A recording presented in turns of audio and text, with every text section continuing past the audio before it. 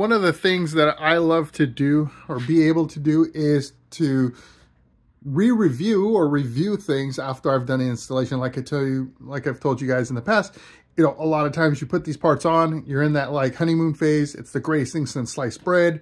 And, you know, you're happy, you just made a good purchase, whatever, right? And so I do review Wednesdays just to kind of take a look back and go, hey, did it really work out? Like, to provide you that input. Is it a good long-term fix for whatever it is you're trying to do? And in this particular case, it seemed like it was working fine for me, right? But now that I've put even more time on this, I found out this one thing was actually a problem. Let me show you.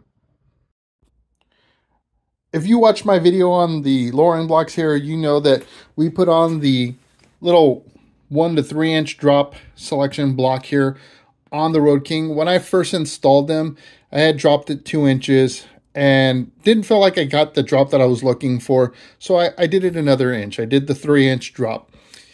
After doing that drop though, I went for a ride and I ended up rubbing my fender. So this has the air shock system from Harley. I probably could have pressurized the heck out of this thing and made this ride very uncomfortable and avoided rubbing. But again, I wanted to enjoy the ride, so I didn't. That said, it created some rubbing on the tire. I saw the mark when I got back, so I learned really quick that for me, this isn't going to work at a 3 inch drop.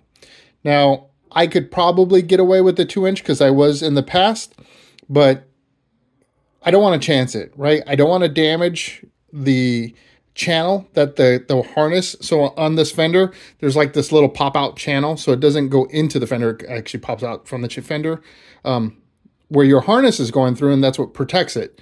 Well, I don't want to, you know, grind that away by just lowering the bike or whatever, right? So unfortunately, I've had to move this up to the 1 inch drop. And to be quite honest, that 1 inch isn't very much more noticeable from the stock height. So now the question is, do I want to keep it like this, or do I want to just return it back to stock? All right, so the reason I wanted to just cover this is, again, it's kind of important, right? Like, this is going to be a common problem for folks that may not be tall. You're going to want that better stench. Maybe you want to get flat-footed with this bike. And unfortunately, this bike sits, like I said, 2 inches higher than my Road Glide. There are things you can do. Now, one thing I haven't done is swapped out the seat. This came with the Mustang seat. It's huge. It's a big saddle. It's extremely comfortable, but it bows your legs out a little bit more. And when you bow your legs out, of course, you lose a little bit of length. So that is an option. You can replace the seat. Maybe that might give me a little bit closer to the ground. I can look at different suspension setups. I was looking at the Burley Slammer kit, front and rear. Unfortunately, you know, my concern with that is if I go with that, the rear shocks are, I think it's a 2 inch drop. Now, again, I'm losing that space, right? So how do you keep that tire from rubbing? And really, I can only think of two ways, or actually, I can only think of one way, and that is putting enough tension on the shock to prevent it, to stiffen the ride, to keep that wheel off of your fender. And to me, that's just not going to be acceptable. So I've got to look at some other options to try to figure this out.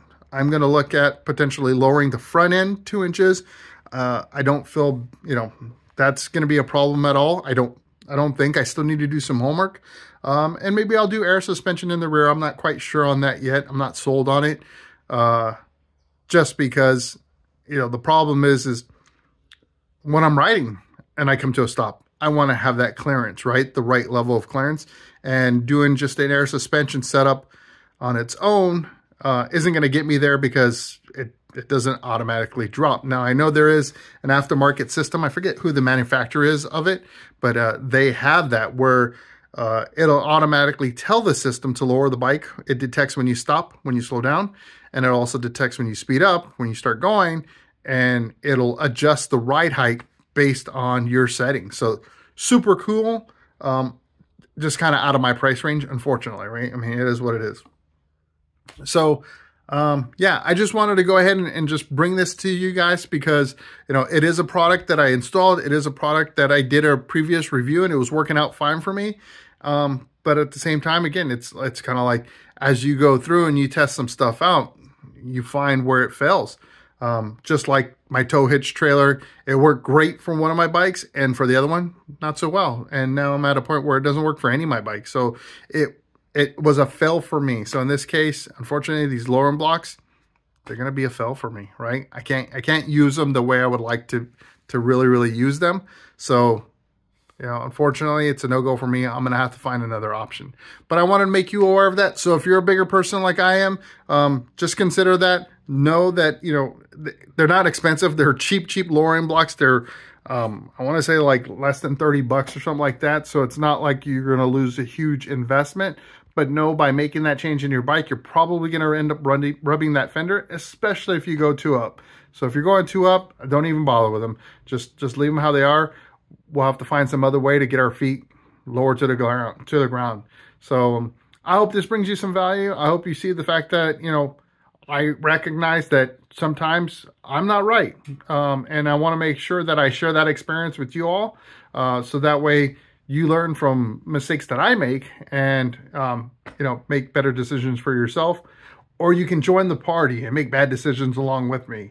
So either way, I appreciate you watching my videos. And if you don't want to miss out on that next one, hit the subscribe button, hit the notification bell, do all that cool stuff, hit the thumbs up. And until that video does post, I hope to see you in the win.